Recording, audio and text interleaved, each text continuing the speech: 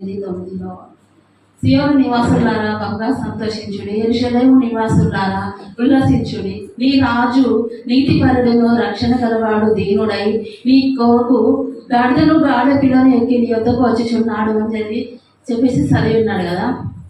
ఇది ఎక్కడ ఉందంటే పాత నిబంధనలో ఉంది. జరిగింది ఎక్కడ అంటే నీ కొత్త నిబంధనలో జరిగింది. అంటే ప్రవక్తలు ముందుగానే ప్రవచించి ఉన్నారు, ప్రవచనాలు నెరవేరుస్తున్నాయి. దేవునికి స్తోత్రం. హల్లెలూయా హల్లెలూయా. యెరూషలేములో ఒక గాడిద కట్టబడి ఉన్నది. కట్టబడి ఉన్న గాడిదను విప్పుకొని రండి అని ప్రభు చెప్పి ఉన్నాడు. ప్రభుకి ఎలా తెలుసు? యెరూషలేము వీధిలో ఒక వీధిలో గాడిద కట్టబడి ఉన్నది, ఆ గాడిదను విప్పుకొని రండి. ఎవరైనా ఈ గాడిద దేనికి అని ప్రశ్న వేసినట్టయితే ఇది ప్రభువుకు కావలసి ఉన్నదని చెప్పండి అని చెప్పేసి శిష్యులకు చెప్పి పంపించినాడు. హల్లెలూయా. పంపినప్పుడు ఇది ఎందుకు అన్నప్పుడు ఇది ప్రభువునకు కావలసి ఉన్నది. అది ఎప్పుడు ఎవరును కూర్చోలేదు, దాన్ని ఎప్పుడు ఎవరు వాడలేదు. ఆ గాడిద అది ప్రభువుకు కావలసి ఉన్నది. ఎందుకు అంటే కట్టబడి ఉన్న గాడిద ఒక కట్లు విప్పిన రోజు ఈ రోజు. హల్లెలూయా హల్లెలూయా. కట్టబడి ఉన్న గాడిద కట్లు ఎలాగా ఏ రీతిగా విప్పబడి ఉన్నాయో ఈ రోజు నీ కట్లు నా కట్లు మన అందరి కట్లు కూడా యేసునామంలో విప్పబడుతున్నాయి. హల్లెలూయా హల్లెలూయా. శాస్త్రులు పరిశీలులు హెరోదీయులు సద్దుకయ్యులు రకరకాల వాళ్ళు ఉన్నారు బైబిల్లో. ఏం చేస్తున్నారంటే వారికి పని లేదు పాట లేదు. వాళ్ళు ఏం చేసేవారంటే ప్రభువును వెంబడిస్తూ ప్రభు ఏం చేస్తున్నాడు, లేఖనములు ఇలా ఉంది కదా, లేఖనములు నెరవేరుస్తున్నాడా, ఏ రీతిగా చేస్తున్నాడు, తప్పులు వెతుకుటకు వీరు వెంబడిస్తున్నారంట. యూదులకు రాజుగా పుట్టినవాడు ఎక్కడ అని యూదుల రాజునే అడగడానికి జ్ఞానులు వెళ్ళిన కదా. యూదులకు రాజు, ఆ రాజు అయిన వాడు గాడిద మీద ఎక్కి రావడం ఏంది కారణం? గాడిదనే ప్రత్యేకించుకోవడానికి కారణం ఏమైనా ఉన్నదా? నీ రాజు గాడిదను గాడిద పిల్లను ఎక్కి నీ యొద్దకు వచ్చుచున్నాడు అని జకర్యా గ్రంథంలో రాయబడి ఉన్నది. రాజు అయిన వాడు గుర్రం మీద వస్తాడు కదా, మరి గాడిద మీద రావడానికి అవకాశమే లేదు. కానీ మరి గాడిదని ఎట్లా ఎన్నుకున్నాడు? దీనుడై, ముందుగానే రాసి ఉన్నాడు, దీనుడై గాడిదను గాడిద పిల్లను ఎక్కి నీ యొద్దకు వచ్చుచున్నాడు. హల్లెలూయా హల్లెలూయా. నీకు గాడిదను విప్పిన రోజు ఇది. నీ కట్లు నా కట్లు సాతాను చేతిలో బందీలమైన మన కట్లు కూడా విప్పిన రోజు. గాడిద పిల్ల మీద వచ్చుచుండగా గాడిదకు పట్టు వస్త్రాలు వేశారు. గాడిదను ఏం చేశారంటే పట్టు వస్త్రాల మీద ఇది తాటి మట్టలు, ఖర్జూరపు మట్టల మీద నడిపించినారు. ఎందుకు అలా నడిపించిన? దీనుడు మన రాజు గాడిద పిల్లని ఎక్కి వస్తున్నాడు కనుక ఆ గాడిదకు పట్టు వస్త్రాలేసులు నీకు నాకు మనలో మనం ఇలా ఉన్నామంటే మనకు లోకులు ఇలా మర్యాద ఇస్తున్నారని మనలో ప్రభు ఉన్నాడు. హల్లెలూయా హల్లెలూయా. దేవునికి స్తోత్రం. హల్లెలూయా.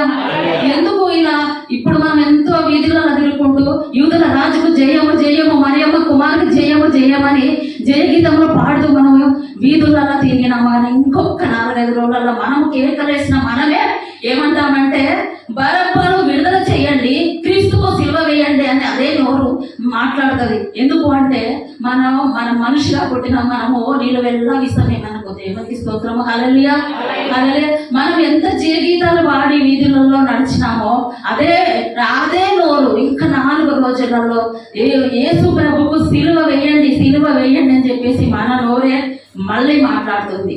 ఎందుకంటే మనము గుర్తించలేము, ఎన్ని చేసి మేలు చేసినా మనం గుర్తించలేము. ఆ గాడిద పిల్లను ఎక్కి ఎక్కడికి వచ్చినాడంటే యెరూషలేము మందిరంలోకి వచ్చాడు. వచ్చి ఏం చేశాడంటే ఆ రోజు వచ్చింది కోపం, ఎంత కోపం, ఉగ్రత వచ్చేసింది. కొరడా పట్టుకున్నాడు. గాడిదను దిగిన తర్వాత కొరడా పట్టుకొని బల్లలమ్మిన పీటలను పడవేసి గువ్వలమ్మిన వారిని తాడిని కొట్టి రూకలమ్మిన వారి బల్లలను పడగొట్టి వారు కొరడాతో కొట్టినాడంట. ఎందుకు అంటే నా తండ్రి దేవాలయమును దొంగల గృహగా చేసిదరా మీరు అని చెప్పేసి ప్రభువుకు కోపం వచ్చింది. ఆయనకు కోపం వస్తే భూమికి వేసిన పునాదులు సైతము గడగడగా అనుకుతాయి. సియోను నివాసులారా బహుగా సంతోషించుడి, యెరూషలేము నివాసులారా ఉల్లాసముగా ఉండుడి. నీ రాజు నీతిపరుడును రక్షణ గలవాడను దీనుడై గాడిదను గాడిద పిల్లను ఎక్కి నీ యొద్దకు వచ్చుచున్నాడు. హల్లెలూయా హల్లెలూయా. సియోను నివాసులారా, యెరూషలేము నివాసులారా అంటే బహుగా సంతోషించాలంటే ఈ సందర్భంగా మనము ఎక్కువగా సంతోషించాల్సిన విషయం. హల్లెలూయా. మరి మిగతా రోజులలో ఎక్కువగా మనం సంతోషించలేము అంటే సంతోషంగా ఉంటాము. కానీ ఈ రోజు ప్రత్యేకించి ఏంటంటే నీ రాజు ఆయన ఏమై ఉన్నాడంటే నీతిపరుడును రక్షణ గలవాడు. హల్లెలూయా. నీతిపరుడును, నీతి గలవాడు, రక్షణ గలవాడు. ఈ రెండు లక్షణములు అంటే ఇంకా దేవునికి ఎన్నో రకమైన ఇంకా చాలా చెప్పుకోవాలంటే చాలా రకాలుగా దేవుని యొక్క లక్షణములు కలిగి ఉన్నాడు కనుక అయితే ఈ వాక్యంలో మనం చూసినట్లయితే దేవుడు అట ఎలా ఉన్నాడు? నీతిపరుడుగా ఉన్నాడు, రక్షణ గలవాడై ఉన్నాడు. మనకు నీతి అవసరమే, రక్షణ అవసరమే. హల్లెలూయా. మన రక్షణ లేని మనము రక్షించలేము. హల్లెలూయా. మనం బ్రతకలేము. ఒక మనిషి బ్రతకాలి అంటే రక్షణ కూడా అవసరము. ఆ రక్షణ ఉండటమే సరిపోదు కానీ ఆ నీతి కూడా మనకు అవసరమే. హల్లెలూయా. మరి నీతిగా జీవించే వారినే దేవుడు చూస్తూ ఉంటాడు. హల్లెలూయా. దేవుడు నీతిమంతుల మీద ఆయన కన్నులు చూస్తూ ఉంటాయి. హల్లెలూయా. మరి ఆ నీతిని మనం వెతకాలి. ఆ నీతిని మనం వెతకాలి అంటే ఆ నీతిని ఎక్కడ దొరుకుతుంది, ఎక్కడ మనము దొరుకుతుందని మనము ఆశపడి ఎదురు చూడాలి అంటే దేవుని ఎదుట చూడాలి. హల్లెలూయా. మరి ఆ నీతి మనకి ఎందుకు అవసరం అంటే ఆ నీతి ఉండడం వల్ల, ఆ నీతి మనకు మన యొక్క శరీరంలో నివసించడం వల్ల మనము కూడా నీతిమంతులుగా తీర్చబడతాము. ప్లస్ అదే రీతిగా ఆ నీతిని, దేవుని యొక్క భక్తిని కూడా మనము మనము పెంపొందించుకోగలుగుతాము. హల్లెలూయా. దేవుని యొక్క వాక్యము సెలవిచ్చిన ప్రకారంగా మనం ఎలా ఉండాలంటే ఈ దినము నుండి బహుగా సంతోషించండి. ఆ వాక్యం సెలవిచ్చిన ప్రకారంగా ఈ దినము మొదలుకొని మనము బహుగా సంతోషించే వారముగా మనము ఆ రక్షణను మన మధ్యలోకి వచ్చి ఉన్నది. ఆ రక్షణను మనము స్వీకరించి, మనము ఆస్వాదించి, మనం కూడా రక్షణ పొంది ఇతరులను కూడా రక్షించేయాల్సిన బాధ్యత మన అందరిది ఉంది కనుక ఈ సందర్భంగా మీకు తెలియజేస్తూ ఈ మాటలు దేవుడు మన ఇంటిలో దీవించి ఆశీర్వదించును కాక. మదిలో జతగా నిలిచావు మనసెరిగిన యేసయ్యా, మదిలో జతగా నిలిచావు.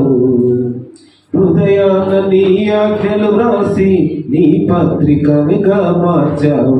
హృదయాన నీ ఆజ్ఞలు రాసి నీ పత్రికగా మార్చావు. మనసెరిగిన యేసయ్యా. హృదయాన్ని ఏం రాసిండట? పత్రిక. అపోస్తులైనటువంటి పౌలు పత్రికలు సంఘానికి కూడా వ్రాశాడు. కానీ ఈ క్రొత్త నిబంధన గ్రంథంలో పత్రిక ఎవరంటే నేనే. వాళ్ళు ఏం చేయాలంటే మనల్ని చదవాలి. హల్లెలూయా. ఎందుకంటే హృదయాన నీ ఆజ్ఞలు రాసి నీ పత్రికనుగా మార్చావు. నేనే ఒక పత్రికను, నేనే ఒక కరపత్రాన్ని, నేనే ఒక సువార్తికుణ్ణి. నేనే నిలబడితే వారు నన్ను ప్రజలు చదువుకుంటారు. దేవునికి స్తోత్రం. హల్లెలూయా. కాబట్టి ఇలాంటి పత్రికలుగా మనం మార్చబడుతున్నాం. చెప్పినట్టుగా యెషయా గ్రంథం 9:9 విన్నాం కదా.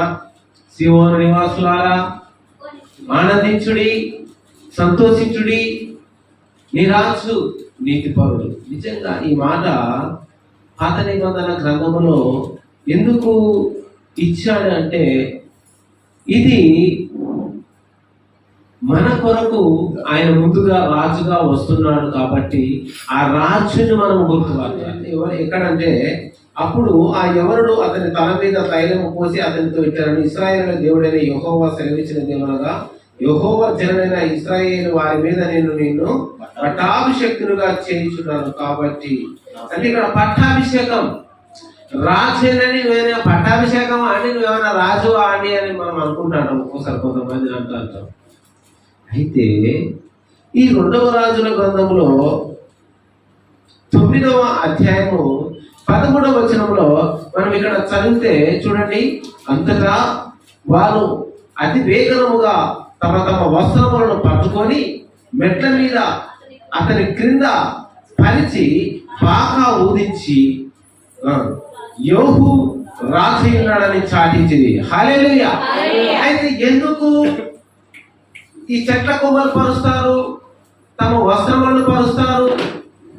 తమకున్నటువంటి వస్త్రములను ఎందుకు పరిచారంటే రాజుగా స్వీకరించడానికి, రాజరికానికి గుర్తుగా. ఎందుకండి రాజరికానికి గుర్తుగా సడన్ గా ఒక దైవ సేవకుడు వచ్చాడు. ఆ దైవ సేవకుడు వచ్చేసి అతని మీద తైలాభిషేకం చేసి, ఏందయ్యా అంటే నన్ను రాజుగా అభిషేకించాడు, నన్ను రాజుగా తైలాభిషేకంతో నన్ను అభిషేకించాడు కాబట్టి నేను రాజును అనగానే పక్కన ఉన్న స్నేహితులు వెంటనే చూడండి. ఉదాహరణకు ఇప్పుడు రమేష్ ఉన్నాడు. ఇప్పుడు రమేష్ని మీరు మంచి బట్టలు పరిచి పూలు చల్లి నడిపిస్తారా? నన్ను కూడా నడిపిస్తారా? నడిపించరు. ఇంకెవరిని కూడా నడిపించరు. ఎందుకు అంటే ఈ రమేష్ అనే వ్యక్తి ఏం చేస్తున్నాడంటే, ఆయన పేరేం పేరంటే, ఉదాహరణకు యోహు అనుకోండి. ఏం పేరండి? యోహు అనండి. యోహు. ఈ రమేష్ పేరు యోహు అనుకోండి. ఈ సడన్ గా ఒక దైవ భక్తుడు వచ్చి, ఒక ప్రవక్త వచ్చి అతను అభిషేకించి, ఇదిగో నేను అభిషేకిస్తున్నాను, ఇక నుంచి నువ్వు రాజు అనగానే వెంటనే తన స్నేహితులందరూ, పక్కన వాళ్ళందరూ, రాజు అంటే ఏంటంటే ఇప్పుడు అభిషేకింపబడ్డాడు కాబట్టి, రాజే కాబట్టి వెంటనే తమ బట్టలు విప్పేసి ఆయన మెట్లు దిగుతా ఉంటే ఆ మెట్లకు కింద బట్టలని పరిచారు. బట్టలను ఎందుకు పరిచారంటే రాజుగా స్వీకరించడం కొరకు చెట్ల కొమ్మలని బట్టలని పరిచారు. హల్లెలూయా.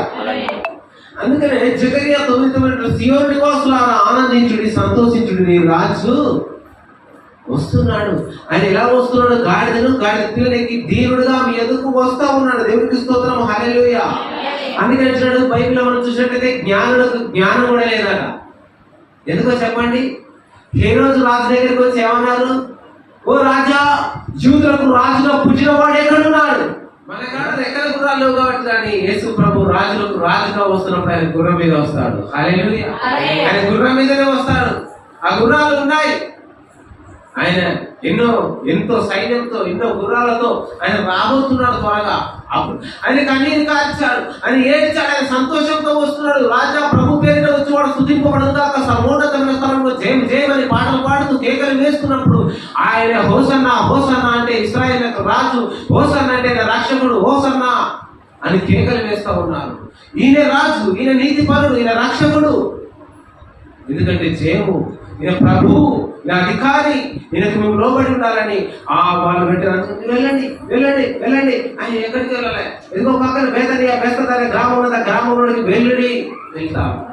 అక్కడ ఒక కట్టబడిన గాడిద పిల్లలు కనపడదు. ఇదిగో ఏ మనుషుడు దాని మీద ఎక్కలేదు. ఏ మనుషుడు కూడా ఎక్కలేదు. దాన్ని విప్పి తోలుకొని రండి, ఇది ఎవరైనా దేనికి కావాలని అంటే ఇది ప్రభువుకు కావాల్సిందని చెప్పుడు అని అంటే మత్తయి సువార్తలో ఉంటది.